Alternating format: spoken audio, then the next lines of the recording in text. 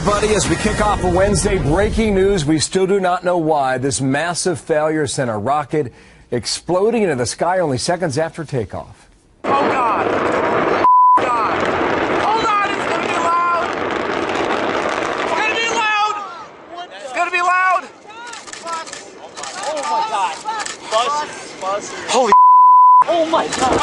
Those watching say they heard a loud boom before huge flames began pouring out. Luckily, no one was on board that unmanned plane. There are so many images of this last night from Virginia. So many people watching with their cell phones and cameras. So I'm Bill Hemmer. Good morning, everybody. A lot of evidence to look at here in America's Newsroom. How you doing, Martha? I'm doing well. Good morning, Bill. Good morning, everybody. I am Martha McCallum. So that rocket, there's some more images of this. It was supposed to head to the International Space Station. It had 5,000 pounds of supplies for the people up there on board.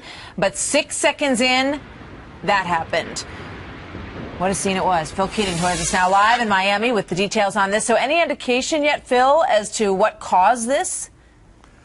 Not yet. We're really truly a long ways off here. All night long, investigators were analyzing the footage from dozens of cameras around Launch Pad A at Wallops, Virginia. But we do know that during the rocket's first stage, that's where the initial explosion happened, igniting the kerosene and liquid oxygen fuel supply into that enormous explosion, which shook the Earth for miles.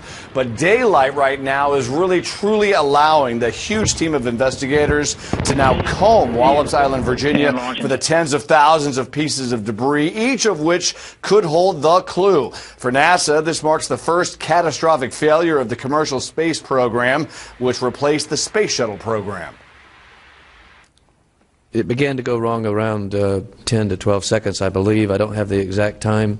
I do know that range safety initiated the flight termination system around 20 seconds, maybe a little bit before.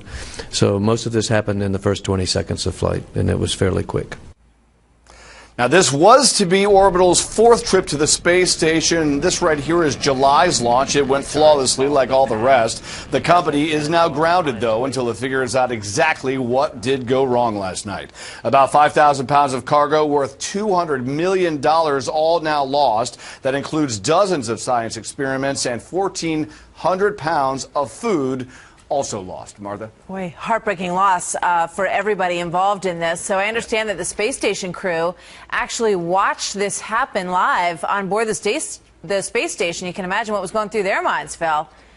Yeah, clearly they were very disappointed, but at this moment it is back to work, business as usual. We'll take a live look at NASA TV select feed. That is a Russian cargo ship which launched from Kazakhstan about 6 hours ago. It is now just minutes away from bringing more food and supplies, another 5,700 pounds of cargo, to the 6 residents living on board. Now, NASA says Orbital's cargo loss definitely hurts, but it is not life-threatening for the 2 Americans, 3 Russians, and 1 German living up there.